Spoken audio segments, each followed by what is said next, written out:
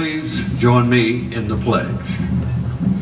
I pledge allegiance to the flag of the United States of America and to the republic for which it stands, one nation, under God, indivisible, with liberty and justice for all. See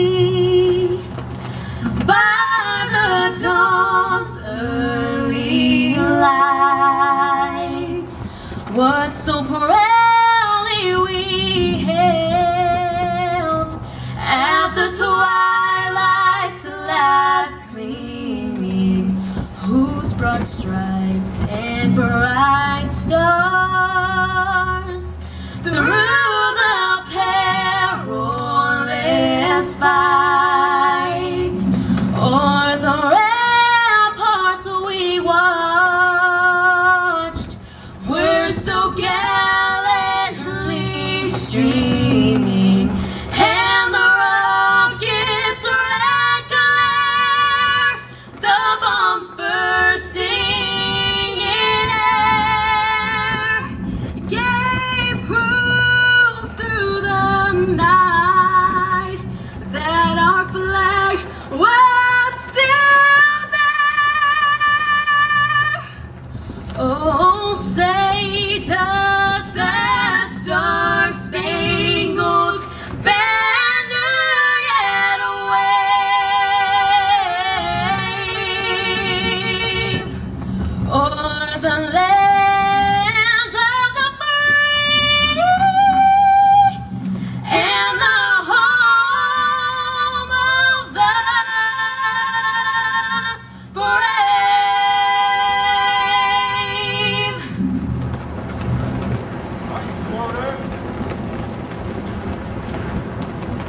It's great to be here on this glorious day and such a wonderful occasion here at the West Texas Veterans Administration Medical Center. George O'Brien once said he hoped to be remembered as a decent Marine. He was, in fact, an extraordinary Marine who was also extraordinarily humble. When I look back on his lifetime of service to our nation, I can't help but think of that famous James Michener line used by Ronald Reagan when he asked,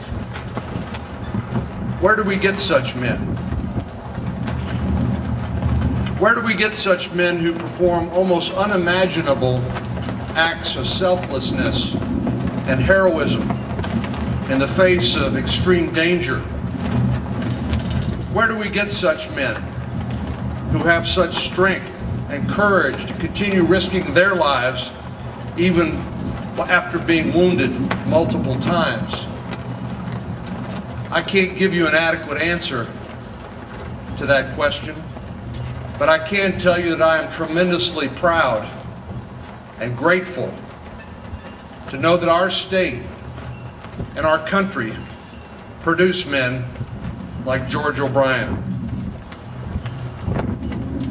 Born in Fort Worth during the presidency of Calvin Coolidge, George O'Brien served in the Merchant Marines, studied at Texas Technical College, later Texas Tech University, and he enlisted in the United States Marine Corps Reserve. He was sent to Korea in 1952 and fought to prevent a communist takeover of that country. In October of that year, his platoon took part in the Battle of the Hook. O'Brien suffered several wounds, but he refused to quit, even though his platoon was outnumbered by the enemy. To say that his actions went above and beyond the call of duty would be an understatement. Those actions earned O'Brien the Medal of Honor, the most prestigious award our country can bestow on a U.S. serviceman. He also, of course, received other honors, including 2 Purple Hearts, the Korean Service Medal, 2 Bronze Stars, and the United Nations Service Medal.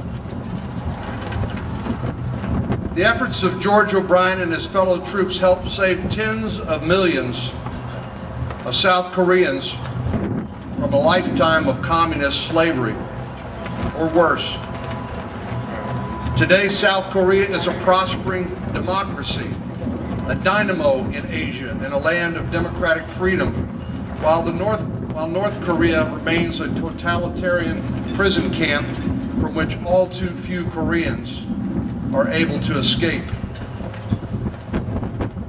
This center embodies the spirit of service that George demonstrated throughout his combat career and afterwards, having devoted years after his service to volunteering at this very center and offering his support to his fellow service members. How appropriate it is that it bear his name. I want to express my personal appreciation to Congressman Nagelbauer, who carried this particular legislation in the House of Representatives.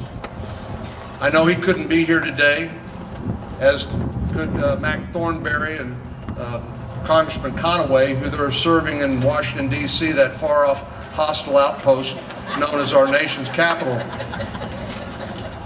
But I understand that George's friend, James Meineke, who served with him in Korea, is here today, and he'll be delivering a few more remarks in the program, as will one of George's 12 grandchildren, a Marine Sergeant who I had the chance to meet a few moments ago, George Matthew Puryear. I'm honored to join them in paying tribute to a Marine's Marine, a patriot's patriot, and a genuine American hero. Thank you. He engaged them in hand-to-hand combat. Displaying concern only for his men and his country, O'Brien would not leave the front lines until after he was certain that no wounded were left behind. Throughout his life, George O'Brien Jr. became a number of things: a man, a husband, father, grandfather, and friend to many. As a patriot, he became not only a soldier, but a war veteran and ultimately an American hero. Tried to catch up with him one time in Pueblo, Colorado at a Medal of Honor convention. I was about 20 minutes late. He had already left, and I felt so bad after that. I never knew that he lived in Big Springs. I thought he was from a different town in Texas. And here today because of the statue, who knew it would result in this worthwhile name changing. My name is George Matthew Puryear. I am currently a sergeant serving in the United States Marine Corps, and I am one of the proud grandsons of George H. O'Brien Jr.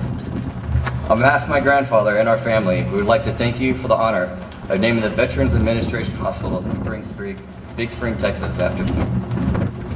My papa was a family man. He raised 3 beautiful children and 6 grandchildren. He loved his fellow Marines like family, like brothers, and would do anything for them. To me, being a part of the Marine Corps means you have joined a very close-knit family. The Marines you serve with become family, and when it all comes down to it, the Marines to your left and right have your back no matter what.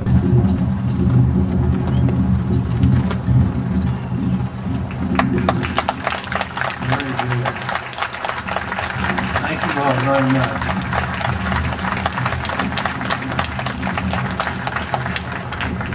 This does conclude our ceremony. Now the George O'Brien West Texas VA Medical Center is not going anywhere.